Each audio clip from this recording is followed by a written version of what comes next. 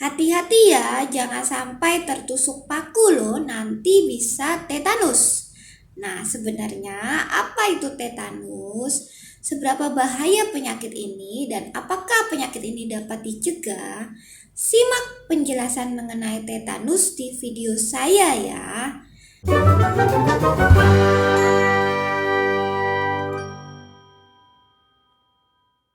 Halo teman-teman, selamat datang di channel saya. Perkenalkan saya Dr. Sajuni, biasa dipanggil dengan Dr. Sasa. Buat kamu yang baru saja menemukan channel ini, jangan lupa untuk subscribe dan nyalakan lonceng notifikasinya ya.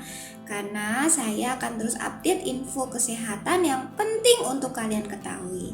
Nah, yang kali ini saya mau membahas mengenai penyakit tetanus yang diakibatkan oleh si kuman kecil yang namanya Clostridium tetani yang bisa mengakibatkan penyakit tetanus yang ditandai dengan kekakuan dan kemudian kejang dan bahkan bisa mengakibatkan kematian. Nah, si bakteri tetanus ini masuk ke tubuh kita melalui luka pada kulit kita. Nah, Clostridium tetani ini banyak kita temukan di lingkungan. Jadi di kotoran hewan, di debu, di tanah ya. Dan ketika dia masuk ke tubuh kita, dia bisa mengeluarkan racun yang nantinya bisa menyerang otot dan saraf kita. Nah, tetanus ini merupakan penyakit yang berbahaya dan gejalanya muncul dalam 4-21 hari setelah terkena kuman tetanus. Yang mengakibatkan bahaya adalah toksinnya ya, jadi racunnya. Nah, segera temui dokter jika Anda mengalami luka dan tidak mendapat anti racun tetanus, terutama jika muncul beberapa gejala antara lain panas ya, demam, kemudian pusing, berkeringat yang berlebihan, jantung yang berdebar-debar. Nah, terlebih lagi bila teman-teman muncul gejala yang khas pada tetanus antara lain kekakuan ya, terutama pada mulut, daerah mulut dan kemudian daerah perut ya. Nah, jadi kaku saat membuka atau menutup mulut ya. Kemudian sulit menelan, sulit bernapas ya. Belum ada obat yang khusus untuk mengobati tetanus ya. Jadi yang diberikan oleh dokter itu terapi-terapi suportif. Jadi untuk mengurangi gejala. Untuk mengurangi gejala kekakuan itu diberikan obat-obatan anti kejang ya, kemudian juga diberikan anti tetanus serum untuk mencegah toksin tetanus yang belum mengenai saraf ya.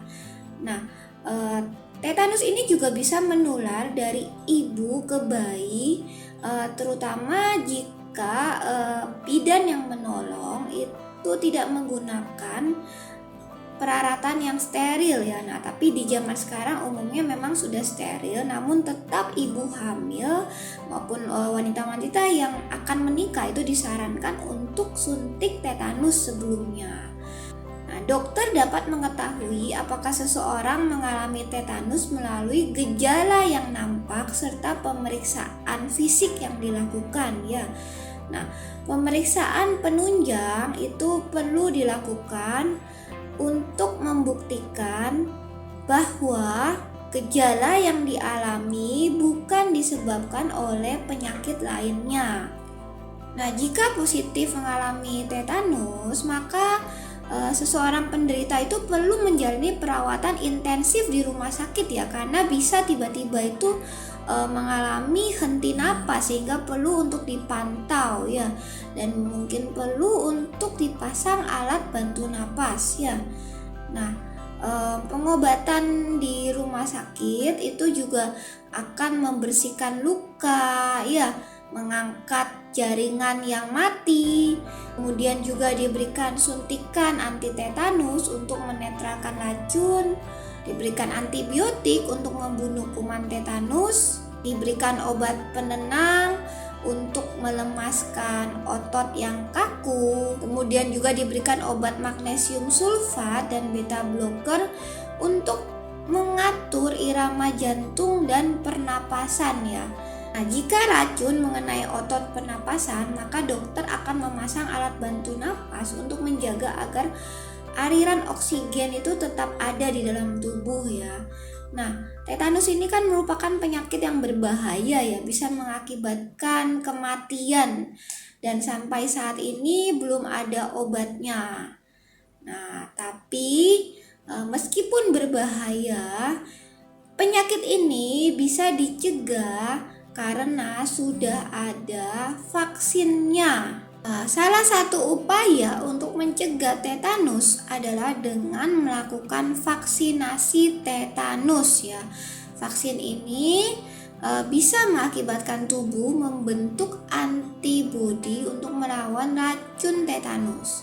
Nah, pemberian vaksin ini wajib di Indonesia dan diberikan sebanyak 3 kali pada anak sebelum usia 1 tahun.